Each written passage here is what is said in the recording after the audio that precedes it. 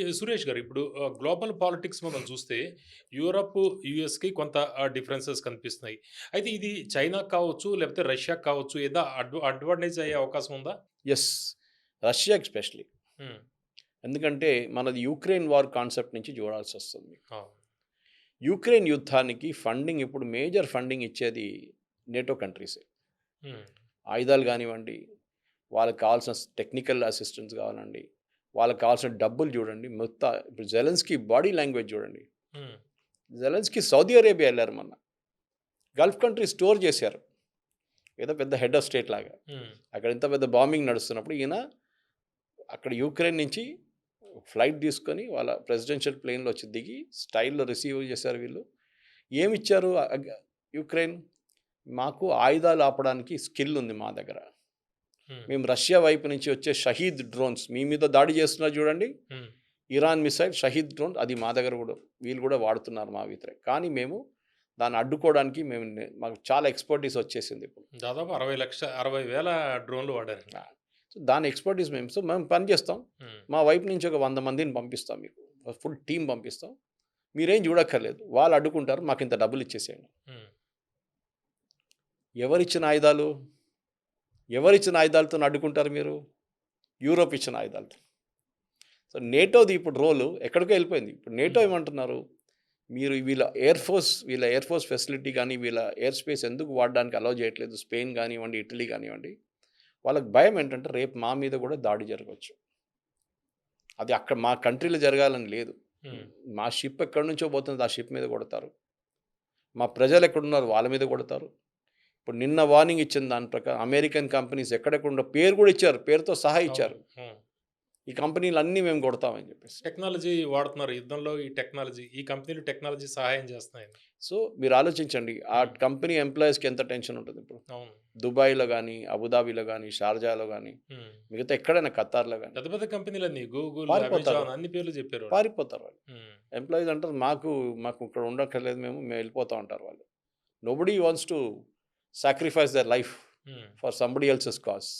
ఎవడో ఇద్దరు పిచ్చోళ్ళు కొడుకుంటున్నాను. మాకేం పోయింది. మేమెళ్లి మా ఇంట్లో కూర్చుంటాం అంటాడు. అదే జరుగుతుంది పవన్ గారు ఇప్పుడు. హ్మ్. ఈ సిట్యుయేషన్‌లో నేటోకి ప్రెసిడెంట్ ట్రంప్ చేసిన ఇన్సల్ట్ తక్కువేం కాదు. చాలా ఘోరమైన ఇన్సల్ట్ అది. అంటే యూఎస్ అల్లైస్ ఈ డివైడ్ అవ్వడం వల్ల గ్లోబల్ ఆర్డర్ మారే అవకాశం ఉంది. కాదు నేటోని నేను దీని తర్వాత చూసుకుంటా అన్నారు. హ్మ్. గ్లోబల్ ఆర్డర్ అక్కడే వస్తుంది. ఆ! నేను చూసుకుంటా. ఏం చూసుకుంటాడో ఎలా యుద్ధం చూసుకుంటాడు. అయినంక ఇదంతా అయినంక నేను కూర్చుంటా నీతోని. హ్మ్. నీ పని నేను చూసుకుంటా హ్మ్. అంటారు. అంటే ఎవరికి అంటే అడ్వాంటేజ్ సాంక్షన్స్ లాంటివి ఉంటాయా? అంటే సాంక్షన్స్ యూఎస్ అంటే ఉండవు. అదే కదా! ఆ! నేను మిమ్మల్ని ప్రొటెక్ట్ చేయను. ఓకే. రేపు రష్యా వచ్చి మిమ్మల్ని కొడితే నేను చప్పట్లు కొడతాను పక్కన కూర్చొని. హుహు. కొట్రా ఇంకా కొట్టు అంటారు. హ్మ్. అప్పుడు నేను గుర్తొస్తాను నేను. అప్పుడు మీరు ఏడుస్తారు. US please come and rescue us అంటారు. హుహు. అది మా తమాషా. అది అంటే నేను గిల్లుతాడు. రానున్న రోజుల్లో గిల్లే అవకాశం ఉంది. ఉంది. ఎందుకంటే end of the day America వాళ్ళ పవర్ చూపియడానికి ట్రై చేస్తున్నారు. హ్మ్. వీళ్ళందరూ లైట్ తీసుకుంటున్నారు అమెరికా పవర్‌ని. వీళ్ళ లాజిక్ ఏంటంటే మా దగ్గర యుద్ధం మొదలయ్యే ముందు మీరు అడగలేదు. యుద్ధం మొదలైన తర్వాత ఇప్పుడు మొత్తం మెస్ అయినప్పుడు ఇప్పుడు మమ్మల్నొచ్చి మీరు మా మా దగ్గర మాతోని పెట్రోలింగ్ చేద్దాం, మాతోని ఖర్గ్ ఐలాండ్ పెట్టుకుందాం అంటే మేము రాము. హ్మ్. మాకు తెలుసు. ఇది లేనిపోయిన యుద్ధం ఇది. అవును. అక్కర్లేని యుద్ధం. హ్మ్. దాంట్లో మేమెందుకు తలబెట్టాలి తీసుకొచ్చి. Sorry we are not coming. Hmm. మా ఎయిర్ ఫోర్స్ బేస్ వాడకండి. హ్మ్. ఎందుకంటే మా మీద మళ్ళీ డ్రోన్‌లు, మిసైల్‌తోని మా మీద దాడి చేస్తారు. హ్మ్. ఇజ్రాయెల్ మీద చేస్తున్నట్ల. Hmm. So, sorry we cannot use it. దాంట్లో స్పెయిన్ ప్రెసిడెంట్‌ని చాలా ఘోరమైన లాంగ్వేజ్ తిట్టారు. అవును. స్టామర్‌ని అట్‌లీస్ట్ కొంచెం డిప్లొమాటిక్ లాంగ్వేజ్ చెప్పాడు గానీ, స్పానిష్ ప్రెసిడెంట్ అయితే ఉన్నదని చెప్పేసాడు. ఈయన ఒకసారి నాకు అనిపిస్తుంది ఏదో 2, 3 డ్రింక్‌లేసుకొని కూర్చొని చెప్తున్నాడేమో అని అర్థమైతుంది. ఎందుకంటే ఆ లాంగ్వేజ్ అట్లా ఉంది. హ్మ్. మీరు you cannot abuse head of state. హ్మ్. మీకెంత డిఫరెన్స్ ఒపీనియన్ ఉన్న పాకిస్తాన్ ప్రైమ్ మినిస్టర్ ఉన్నారనుకోండి. అవును. మనకు ఎంత కోపం ఉన్న మోదీ గారికి ఆయన మీద, మోదీ గారు ఆయన్ని డిప్లొమాటిక్‌లోనే మాట్లాడాల్సొస్తుంది. యూ హ్మ్. Cannot abuse him. ఇది అబ్యూజ్ నడుస్తుంది ఇక్కడ. అది కూడా జాక్ స్టామర్ లాంటి వాళ్ళని, మాక్రోన్ లాంటి వాళ్ళ దేశాలు వాళ్ళ వాళ్ళ సిటిజన్స్ ఏమనుకుంటారు? అవును. ఈ అమెరికా వాడా? అచ్చా నేను చూసుకుంటాంలే. మేము అమెరికన్ ప్రొడక్ట్స్ రేపటి నుంచి కొనం. హ్మ్. ఏం చేస్తారు అమెరికా? అవును. ఇది ప్రాబ్లమ్. మీరు టారిఫ్‌తోని మొదలుపెట్టి ఇప్పుడు టారిఫ్ అందరూ మర్చిపోయారు. టారిఫ్ సంగతే మాట్లాడట్లేదు ఇప్పుడు. అవును. 5 నెలల్లో అది ఫినిష్ చేయాలి. దాంట్లో అనుకుంటా 2 నెలల్లో అయిపోయిందనుకుంటా ఇప్పుడు. ఫ్రేమ్‌వర్క్. ఆ! Framework agreement separate. ఇది హ్మ్. కొత్త టారిఫ్ తీసుకొచ్చాడు 15% దానికి అమెరికన్ కాంగ్రెస్ అప్రూవల్ కావాలి. రైట్. రైట్. అవును. With in 5 months. 5 months. Approval ఇప్పుడు అయిపోతుంది. 5 మంత్స్ ఇంకా 2-3 నెలలు అయిపోతుంది. హ్మ్. ఏం చేస్తారు? అంటే సుప్రీంకోర్టు అప్పుడు కొట్టిపడేస్తుంది చెప్పిన దానికి. తర్వాత. సో అదంతా బ్యాక్‌గ్రౌండ్‌కి వెళ్ళిపోయింది కంప్లీట్‌గా. హ్మ్. Nobody is even bother to talk about it. అవును. ఇప్పుడున్న యుద్ధం గురించి అందరూ మాట్లాడుతున్నాం. యుద్ధం అంటే మెయిన్‌గా ట్రంప్ ముందు వాళ్ళ డిఫెన్స్ ఫోర్సెస్ పెట్టిన ఆప్షన్స్ ఏంటి? పారాట్రూపర్స్ ఉన్నారు. 82 ఎయిర్‌బోర్న్ వాళ్ళు. ఎంతో 2000, 3000 మంది ఉన్నారు. వాళ్ళ పని ఎక్స్‌ట్రాక్షన్ అండ్ రిట్రీటింగ్. అంటే ఎక్కడికైనా వెళ్ళి పని చేసి రిటర్న్ వచ్చేస్తారు. వాళ్ళు అక్కడ ఉండరు. హ్మ్. వాళ్ళని మీరు యురేనియం ఎక్స్‌ట్రాక్షన్‌లో వాడుకుంటారా? Very very risky operation. Hmm. Strait of Hormuz కోసం కాదు. కర్గ్ ఐలాండ్‌కి వెళ్తున్నారు మీరు. అవును. కర్గ్ ఐలాండ్‌లో మీరు ఎన్ని రోజులు కూర్చుంటారు? మేము మొత్తం ధ్వంసం చేసేస్తాం. హ్మ్. ట్రంప్ అన్నాడు చూడండి నిన్న. అవును. I will destroy everything. ఏమైతుంది అప్పుడు? ఆయిల్ బ్యారెల్ 200కి వెళ్తుంది. హ్మ్. మీరు మాట్లాడే దాంట్లో లాజిక్ ఉండాలి.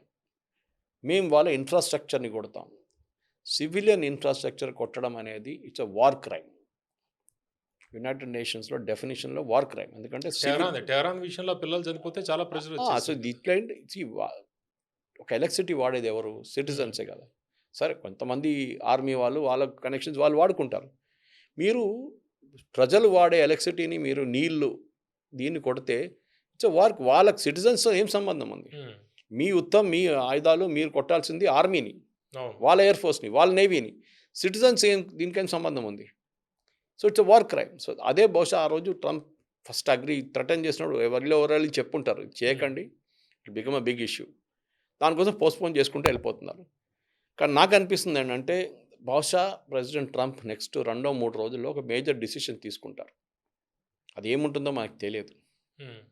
నా అంచనా ప్రకారం నిన్నటి లాంగ్వేజ్ చూస్తే అయిపోయింది. గెలిచేసాం. హ్మ్. మేము వెళ్ళిపోతున్నాం. అంటే రియలిస్టిక్ అంటారా అది? Political drama. What is option does he have? హ్మ్. ఏం ఆప్షన్ ఉంది చెప్పండి? నేను కూర్చుంటాను అక్కడ అంటే మరి ఎన్ని రోజులు? అవును. మీకు ఒక్క ఎయిర్‌క్రాఫ్ట్ క్యారియర్ 2 ఉండే. 1 గాట్ స్పాయిల్డ్. జెరాల్డ్ 4లో ఫైర్ వచ్చేసింది. అది రిపేర్‌కి తీసుకెళ్ళిపోయారు అవును. హైఫాకి. మిగతా ఒకటి మిగిలిపోయింది. ఇప్పుడు మీరేం చేస్తారు దాంతోని? ఏం చేయొచ్చు మీరు? మీ లిమిటెడ్ కెపాసిటీ ఇప్పుడు. టైర్డ్ అయిపోయారు. అందరూ టైర్డ్ అంటే అయిపోయారు. గ్రౌండ్ వార్ కూడా అంటున్నారు కదా! గ్రౌండ్ వార్ పాసిబుల్ కాదు పవన్ గారు. ఇట్స్ హ్మ్. Just not possible. ప్రాక్టికల్‌గా ఆలోచించండి. మీరు సిట్టింగ్ డక్స్. మీరెళ్ళి 100 మంది కూర్చుంటారు కర్గ్ ఐలాండ్‌లో. హ్మ్. మీరు టెంట్ వేసుకొని కూర్చుంటారా? మీరు బిల్డింగ్ కట్టి కూర్చుంటారా? మీరు టెంట్ పైన ఒక ఆస్బెస్టాస్ షీట్ పెట్టుకుంటారా? వాళ్ళకి ఇమ్మెటీరియల్. అవును.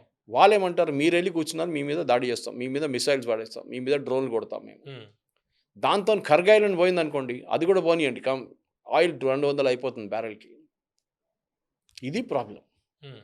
సో యూఎస్ గవర్నమెంట్‌కి ఇప్పుడేంటంటే ఇప్పుడు ట్రంప్ అదే అంటున్నారు కదా! నాకేం సంబంధం?